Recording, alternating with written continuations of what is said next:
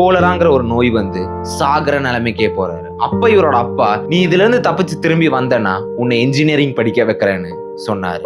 அதை கேட்ட உடனே அவருக்கு நோய் குணமாக ஆரம்பிச்சிருக்கு.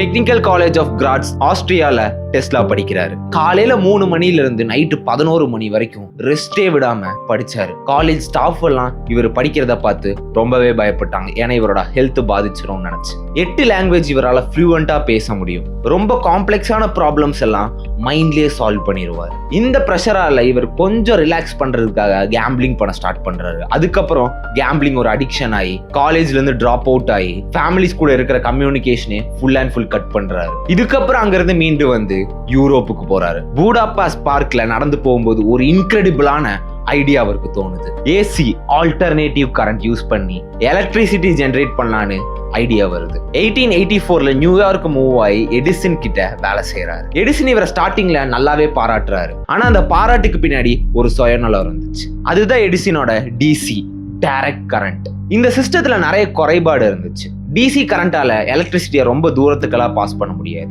1 கிலோமீட்டருக்கு ஒரு எலக்ட்ரிக் பவர் ஸ்டேஷன் இருக்கணும். நிறைய காப்பர் வயரும் தேவை. இதனால செலவு ரொம்ப அதிகம். என்ன பண்றதுனே தெரியாம எடிசன் டெஸ்லா கிட்ட என்னோட டிசி கரண்ட்டை டெவலப் பண்ணி கொடு, நான் உனக்கு $50,000 தரேன் அப்படின்னு சொல்றேன். டெஸ்லாவும் அதை நம்பி பல மாசம் ஒர்க் பண்ணி டிசி கரண்ட்டை டெவலப் பண்றாரு. அதுக்கப்புறம் எடிசன் கிட்ட போய் காசு கேட்டா, நான் இன்னைக்கு ஒரு ஜோக்குக்காக சொன்னேன், காசெல்லாம் தர முடியாது அப்படின்னு சொல்லி ஏமாத்திடுறாரு. இதனால கோவப்பட்டு டெஸ்லா அந்த கம்பெனியை விட்டு வெளியில வந்துடுறாரு. அதுக்கப்புறம் இவருக்குனே ஒரு கம்பெனி ஸ்டார்ட் பண்றாரு. இன்வெஸ்டர்ஸ் எல்லாம் ஏமாத்திடுறாங்க. சாப்பிடுறதுக்கு கூட கையில காசு இல்லாம $2 டெய்லியும் பள்ளம் தோன்ற வேலைக்கு போறாரு. ஆனா அந்த பள்ளம் தோண்டும் போதும் அவரோட மைண்ட் ஏசி மோட்டாரை பத்தி தான் யோசிச்சுட்டே இருந்துச்சு.